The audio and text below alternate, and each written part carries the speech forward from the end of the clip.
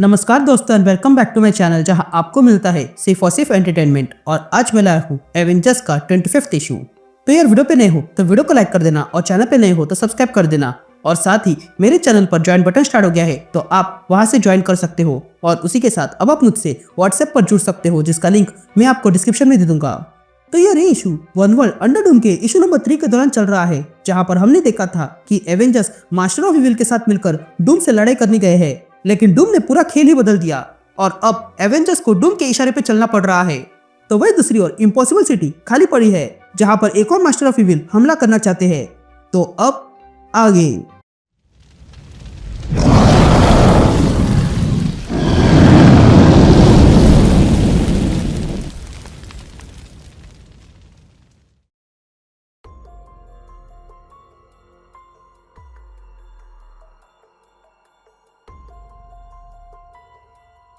Alright gang, तो issue की शुरुआत में हम एवेंजर्स को देखते हैं जो डूम से लड़ाई कर रहे थे। तभी हमें मैड थिंकर की आवाज सुनाई देती है जो कहता है एवेंजर्स डूम के साथ लड़ाई कर रहे हैं और ये उसने कॉन्करर के तौर पे नहीं किया है बल्कि सेवियर के तौर पे किया है। डूम ने इस दुनिया को साबित कर दिया है कि वो अच्छा है, पर मैड थिंकर ऐसा नहीं सोचता है, बल्कि मैं वही करता हूँ जो बेस्ट है। अगर डूम अच्छे साइड में है तो किसी को होना चाहिए इविल के साइड पर, और मुझे लगता है कि हम ये इविल साइड अच्छे से निभा सकते हैं। ये कहते हम मैड थिंकर की मास्टर ऑफ इविल को देखते हैं जिसमें है mister hide, dread night, mad cap और ऑब्लेट। तभी मैड थिंकर कहता है मास्टर ऑफ इविल ठीक ठाक नाम है, कम से कम रॉक्सन के प्रिजन से अच्छा ही है। जिस पर ड्रेड नाइट कहता है मैं डूम से नफरत करता हूँ और मैं इतनी नफरत और किसी से नहीं करता हूँ, तो अगर उसने दुनिया पर कब्जा किया है तो मैं उसके खिलाफ जाना पसंद करूंगा। तभी बातें सुनकर मैड थिंकर कहता है तुम लोग की इसी बातों को सुनकर मैंने तुम्हें यहाँ लाया है। ये कोई टीम फॉर्मेशन नहीं बल्कि आर्किटेक्ट्स की गैदरिंग है। तुम लोगों के पास अलग अलग खूबी है और उन्हीं खूबियों से हम एक नई दुनिया बनाएंगे। अब से मास्टर ऑफ इविल ही अर्थ के रखवाले होंगे। तभी ड्रेड नाइट मैड थिंकर से पूछता है तुम एक नेशन बना रहे हो तो उसके लिए हमें सबसे पहले क्या हासिल करना होगा। जिस पर मैड थिंकर कहता है मैं जानता था कि ऐसा कुछ आने वाला है और इसलिए मैं तैयारी कर रहा था। अब मुझे पता है कि हमें हासिल क्या करना है। यह कहते मैड थिंकर उन सबको इम्पॉसिबल सिटी दिखाता है। यहाँ डूम के साथ लड़ाई करते समय कैप्टन मार्वल और सैम विल्सन कहीं दूर गिर जाते हैं।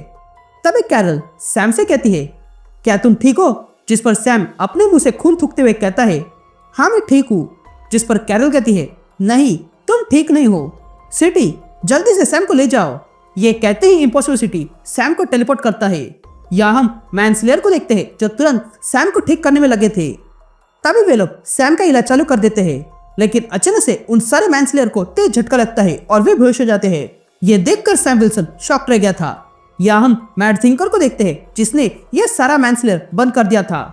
तभी मैड थिंकर अपनी टीम से कहता है मैंने इससे पहले एवेंजर्स पे हमला किया था और उन पर मैनस्लेयर छोड़ दिए थे, लेकिन एवेंजर्स ने मुझे आसानी से हरा दिया और मैनस्लेयर को अपने लिए प्रोग्राम किया।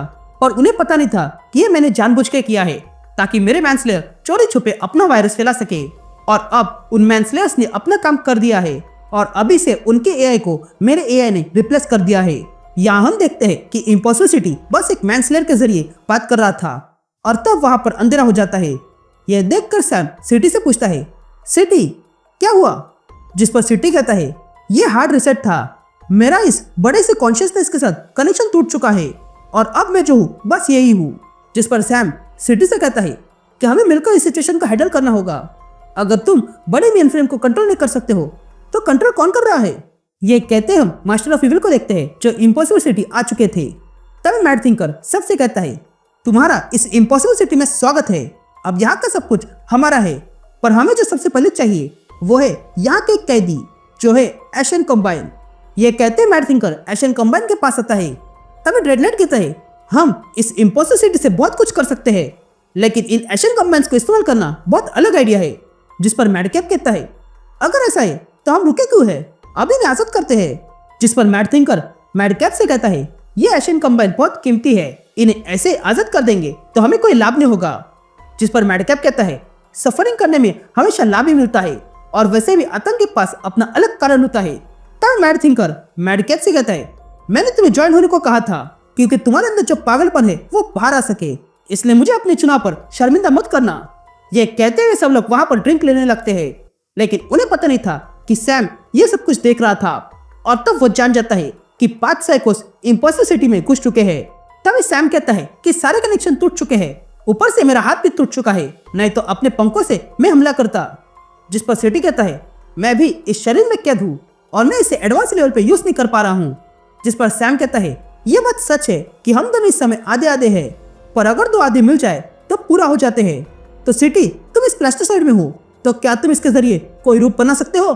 जिस पर सिटी कहता है हाँ मैं बना सकता हूँ। तो तुम क्या बनाना चाहते हो? जिस पर सैम कहता है मैं एक एवेंजर हूँ और मैं जानता हूँ मैं इससे क्या बना सकता हूँ। या हम मैडकैप को देखते हैं जो अकेले सिटी में घूम रहा था, लेकिन तब इसे फील होता है कि वहां पर कोई और भी है। और तब सैम विल्सन एक नए रूप में मैडकैप के सामने आता है और मैडकैप पे हमला करता है, लेकिन मैडकैप सैम विल्सन पर अपने बबल्स फेंकता है, जिसे रोकते हुए सैम सिटी से कहता है ये बबल्स अगर मुझे लग गए तो मैं अगले कुछ घंटे पागल हो जाऊंगा। ये कहते ही सैम विल्सन अपने सिर घुमाता है और अगले पल मैडकैप के गले पे मारता है, जिसके कारण मैडकैप का सर उसके शरीर से अलग हो गया था। अब सर अलग करने के बाद मैडकैप जीवित था, इसलिए सैम विल्सन मैडकैप का सर उठाता है और उसे सिटी के प्लास्टिसाइड के अंदर बंद कर देता है और फिर वहां से चले जाता है और कहता है एक गया, अब 4 बाकी है। यहाँ बची हुई टीम एस्ट्रॉयड गिराने की तैयारी कर रही है और तब वे लोग तय करते हैं कि एवेंजर्स न्यूयॉर्क में है तो एस्ट्रॉयड भी वही गिरेगा। ये सुनते ही मैड थिंकर खुश हो जाता है